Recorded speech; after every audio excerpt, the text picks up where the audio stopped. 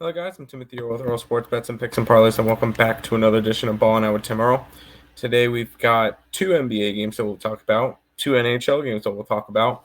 But before we jump into it, if you guys are interested in grabbing all of our premium plays over on the picksandparlays.net website, you can guys go ahead and check that out, picksandparlays.net/Tim. On Sunday, we're looking at maybe a halfway decent day. We'll see how some of the plays go to end the night. Maybe a profitable day.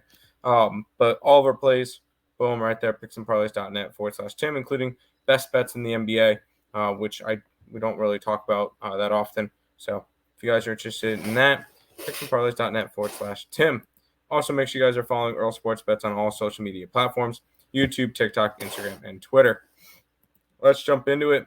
We'll start off with the Brooklyn Nets and the Charlotte Hornets.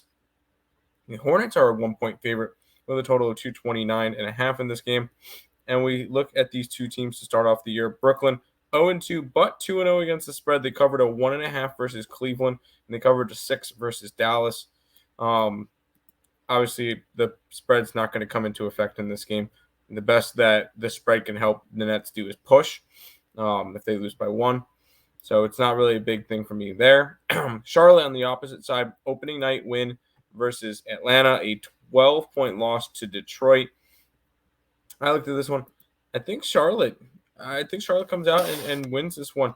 This line is just a little bit too close to me. I know a lot of people are not high on this Brooklyn team. This Brooklyn team is going to be good, or it's going to be decent. Hornets are probably not going to be too good, which kind of just pushes me towards the Hornets. I think the line's too short. So I'll grab the Hornets money line around -115. We'll head over to Golden State and the Pelicans. Pelicans are a 2.5-point favorite with a total of 233 in this game. And this Pelicans team is going to be deadly, especially with Zion, because this team was good last year. This team was they were a playing team.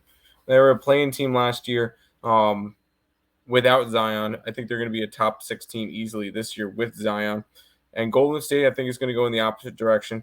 Curry's another year older. Klay Thompson doesn't look the same.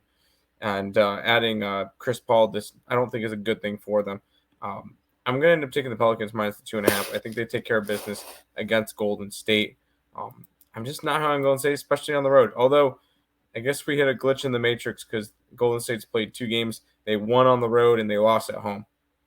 Don't really think we're going to see that all that much often. I'll take the Pelicans -2.5.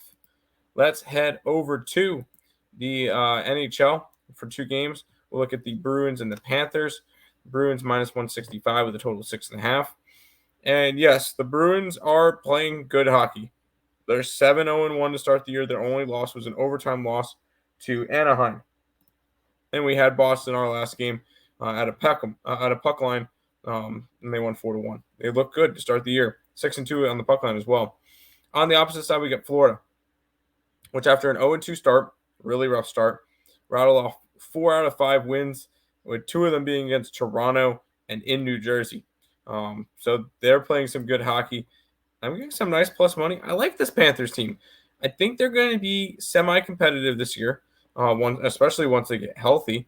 And when it comes to it, I'm going to grab them. I'm going to grab a little bit of plus money, +140 with the Florida Panthers. We'll head to the final game that we'll talk about, and that is the Red Wings and the Islanders. Islanders are on -150 with a total of 5.5 in this game. And I'm expecting Sorokin. I'm expecting Sorokin in this game. And one thing that we've noticed with Ilya is this Islanders team doesn't like to play defense in front of him. He had a really good first 2 games where he allowed only 2 goals against the Sabres and Coyotes, both of them against the Sabres. Then had the ugly game against New Jersey. He had a ugly game against Colorado and a 3-2 game versus Ottawa. They finally played defense for him, but when it comes to it, I'm going to take the over. I see Detroit being a higher-paced team and going and trying to score in this one. Islanders are going to have to score to keep up with them. I think 5.5 will grab the over between the Red Wings and the Islanders. Once again, if you guys are interested in all of our premium plays, picksandparlays.net/Tim is where you can find them all. 1 week pass, all sports, $70. If you're interested, go ahead and pick it up. And make sure you guys are following Earle Sports Bets on YouTube, TikTok, Instagram, and Twitter.